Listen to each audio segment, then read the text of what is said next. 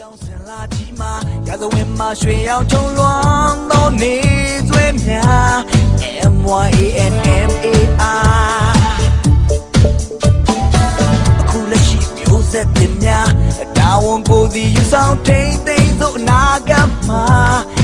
MYANMAR ရေကောင်းများရဲ့မိမွေးစကားရှင်မအစင်သိမ်းတာဘူကောင်ဖက်ကသွေးဒီရဲ့ဖေရှောင်းမပဲဘူး hey